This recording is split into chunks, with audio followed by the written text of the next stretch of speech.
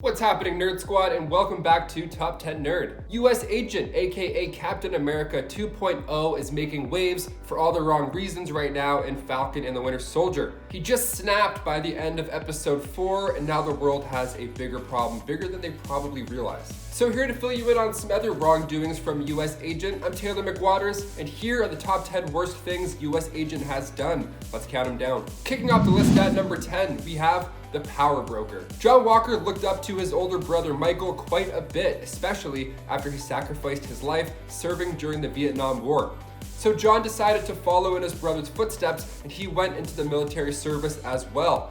But that still wasn't enough. John felt like he still wasn't the hero that he needed to be. He kept comparing himself to Michael, and what exactly is a hero without a few super abilities on the side, am I right? So he paid a visit to the power broker. The power broker is being teased throughout Falcon and Winter Soldier right now, but what do? Who are they? Well, they trade their knowledge of technology for high-paying customers who want to undergo this risky process to basically become a superhero. It's like a gamble to get some powers. Half the time, the clients wouldn't even survive. See, it's not that easy to become a superhero. But it worked for John Walker. Unfortunately, it enhanced his strength a hefty amount. So now we have the motivation, we have the superpowers. So what's the next step? And before we continue on with this list, guys, if you want to go ahead and give this video a thumbs up, that would be great. You guys are super helpful. Thank you so much for your support. Now let's fly right back into this list. Number 9, he became Super Patriot. Before becoming Captain America, John Walker tried the hero gig, just in another fashion. First, he was the Super Patriot.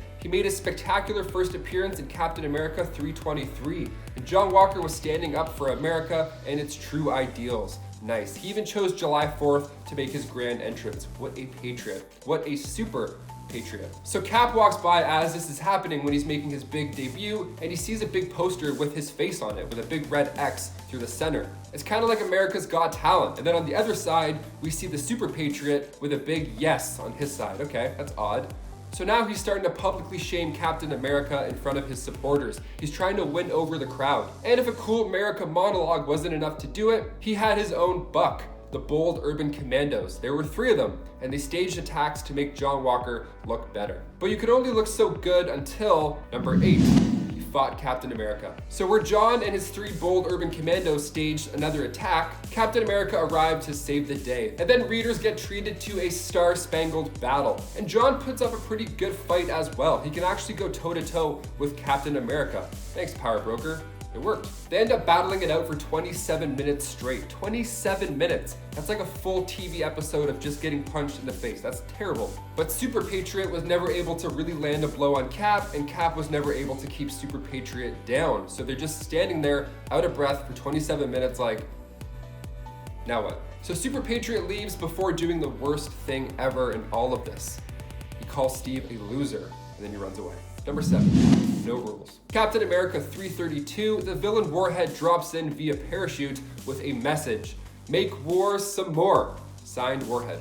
You know, in case we confused him with somebody else falling from the skies. He set up a table on top of the Washington Monument, and then he pulled out a nuclear device. So it's not looking like a good situation at all. Perfect time for a hero like Super Patriot. Yeah, he came in and used his powers and saved the day, proving that he can indeed be worthy of the hero life. Well, he tried to, but it didn't go as well as he planned. He climbed up the side, up to Warhead and his well-balanced table, and then he started hucking throwing stars at him at first. He hit him in the face a couple times. And then when that didn't work and he was close enough, he just grabbed the table and threw it into a diving board of doom and just hucked this guy right off into the skies. And he did not survive the fall at all. I mean, you could have handled this in literally any other way. You have superpowers. Come on, use your head. Number 6, became Captain America. One of the biggest game changers in the MCU was when John Walker came out at the end of the episode, winked at the camera, and then showed us his brand new Captain America suit in the meantime. This happened, of course, in the comics as well, when Steve Rogers had to abandon his identity due to the Red Skull's manipulation of the Commission on Superhuman Activities. So now somebody has to suit up, somebody has to take his spot. The government needed a new figure. So in issue 333 of Captain America, it was titled The Replacement. The government's weighing their options on who should be the next to lead the nation, so they go with the guy who just launched a dude off of a building. Awesome, John Walker just got the promotion of a lifetime. And now we're all screwed. Number 5, Buck upgrade. So now he's got a brand new suit, he's got the best frisbee of all time, but what else does John Walker need? Well, how about some backup for starters? He brings back the bold urban commandos who I mentioned earlier. The Buckies, as they're referred to, wore Captain America masks, boots, pants, but they were topless for some reason. I don't know, maybe they were into wrestling growing up. John's right-hand man, Lamar Hoskins, has been by John's side since the military, so he was obviously asked to be the main sidekick, who we also got to meet in Falcon and the Winter Soldier. And he stood tall on the front cover of Captain America issue 334, and now he goes by the name Battlestar. The other two guys also got a cool upgrade. Now they're referred to as left and right winger. They were cool until they revealed John's identity to the public, and then they were kind of not cool. Left winger and right winger tried to use John's old super patriot tech against him, but they were eventually beaten down and arrested. So now with his identity out and about, it was only time for John to take on another super alias. This time, number 4, becoming US agent. He's back again. One of his more stylish looks, if you ask me, but John Walker returns, this time with a blacked out Captain America suit, and the shield is also less spangly. He comes back and he's put to the test. He's forced to battle an Ironmonger, and when he goes to take it down alone, the shield actually seems to work out pretty well for him. Because in the comics, it was actually Taskmaster who trained him how to use that shield in the first place. And judging by the trailers for Black Widow, because we still have to watch those until it's released, it looks like Taskmaster can throw a frisbee quite well. Number 3, he joined the Avengers. In West Coast Avengers issue 45, when Hawkeye sets up a team, well, on the West Coast, the government wanted an official in there to make sure all was going well. So funny enough, at this time in the comics, Vision was also trying to get government clearance again, so they sent in US agent. This led to John rescuing his former partner, Battlestar, from the power broker, so now this guy has his buddy back, and he's part of the Avengers. That's a pretty risky spot to put John Walker. I hope we never see him join the Avengers on the big screen, but seeing White Vision in the mix now kind of makes me nervous. Maybe the West Coast Avengers will happen, maybe, just maybe. Number 2, he joined the Force Works. After the West Coast Avengers fell apart, because naturally that's what happens when John Walker is part of the team, the costume and the shield were tossed to the side. So Tony Stark put together an all-new team known as Force Works.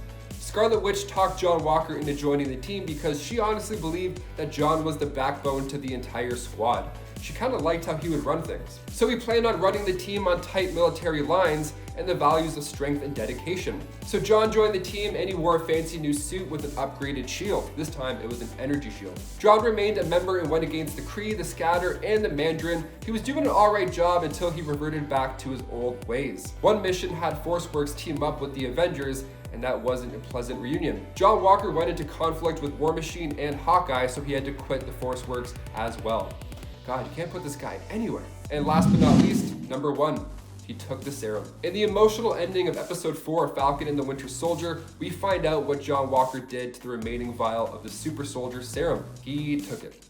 Yeah. Zemo broke most of them except for one. John talked it over with Lamar Hoskins about if he would take the serum if presented the opportunity. So when Walker he does in fact take it, and it's shown to us in a pretty brutal way. While looking for Lamar, Walker reunited with Sam, and then they were all ambushed by the Flag Smashers, Nico and Dovik included. Now, Nico held back Walker for a moment, just long enough that Carly Morgenthau would attack Walker. Now, luckily, Lamar got in the way, and then that's when Carly accidentally delivered a fatal blow to Lamar. And this caused John Walker to lash out, and it's pretty bad. He can't control himself at this point. The serum has made him powerful and even more insane. And when he's attacking Nico in the heat of the moment, he goes a little bit too far. Poor Nico. This was the same episode where he told Carly that he was actually a Captain America fan growing up. So, double oof. Guys, what do you think US Agent John Walker is going to do in the final episodes of Falcon and the Winter Soldier? Let us know in the comments down below all your thoughts and opinions. I've been your host, Taylor McWatters. Thank you so much for watching Top 10 Nerd, and we'll catch you next time. Peace.